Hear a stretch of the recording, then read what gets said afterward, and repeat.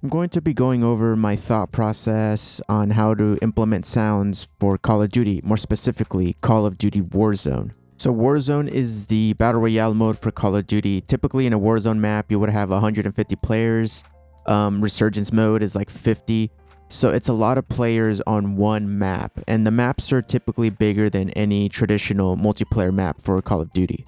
And these are things to keep in mind for a single player game. It's all about that one player's experience. But in a multiplayer game, more specifically a huge multiplayer game like Battle Royales, it's all about the player's experience, all the 100, all the 200 players. So that's in of itself a challenge. I'm going to be going over the implementation I did and my thought process when implementing. So one of the biggest tasks I had was overall map ambience implementation. This was implemented via audio zones similar to Unreal. You would drag in a box and you would try to fit the whole map inside of it. Of course, the challenge with this is no map is squared or rectangled. Just to show you the top-down view of Ashika Island and Fortune's Keep, these maps are weirdly shaped, and I had to create an audio zone covering the entire map perfectly. And since I only had access to squares and rectangles, there was a lot of cutting involved to make this perfectly fit around the map. Then I had to divide up the ambience depending on location. If there was like a more inner place, that would be like an inland away from the waves, coastal for more waves, seagull sounds, and if there's a forest, if there's open fields, some of the things I kept in mind when I was adding the audio zones. For the audio part of ambience, the goal is just to make it as wide as possible. And to achieve this, I made sure that the mids did not overpower the left and right channel. For this, I used a very good mid-side plugin called MSED by Voxengo. It's completely free, so I recommend you getting it. This plugin is very good for balancing mids, and I find myself using it a lot just to control the mids to make everything sound wider. In the middleware, I would add a similar sounding ambience track to the existing ambience track, so that way it gives me a quad track for a nice surround stereo image. And finally, to give the ambience a little bit more life, I implemented something the COD team called an element. An element is a 2D emitter that would be placed in an ambience bed, and I would set the interval. The volume and the panning would be randomized for more depth. For example, if it's an exterior ambience, I would add birds, winds, coyote howls, etc.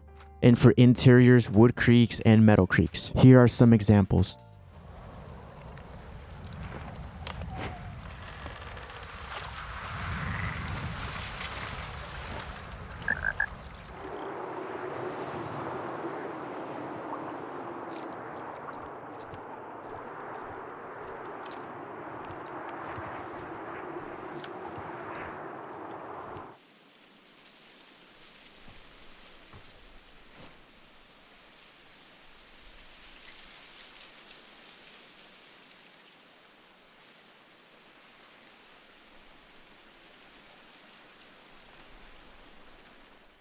Interior ambiences follow the same philosophy as the exterior ambience. Only I would say that the interior ambiences were easier to implement because buildings are squares and rectangles. So when I was assigned to do ambient zones for buildings, I knew it was going to be a slightly easier day. Here are some examples.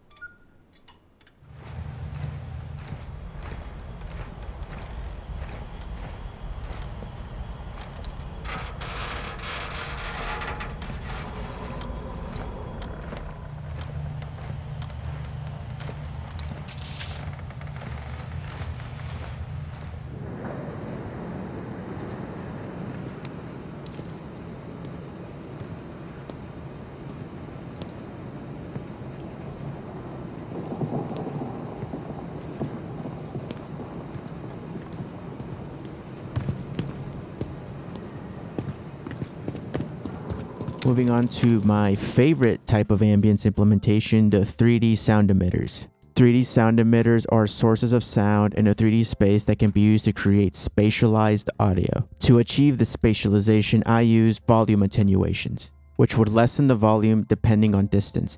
The further you walk away from it, the lower the volume would get.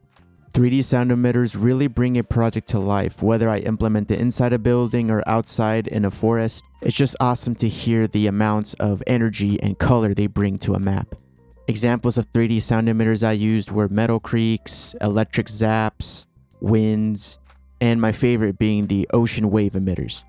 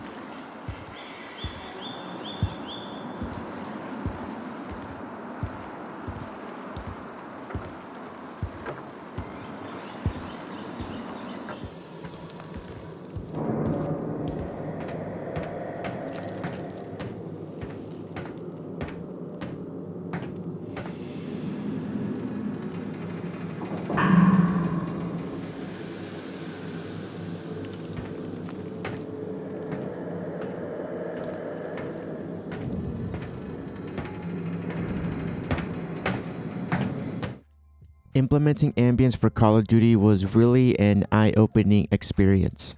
Prior to this, I thought ambience was just background noise that you would put depending on the location you're at. But working with it more, I further understand the science and the importance of it. Even though you don't really hear it much in Warzone because of the explosions, the announcer, and the higher prioritization of the footsteps. But it's still there filling that void of sound whenever you change location. And that is the beauty of ambience.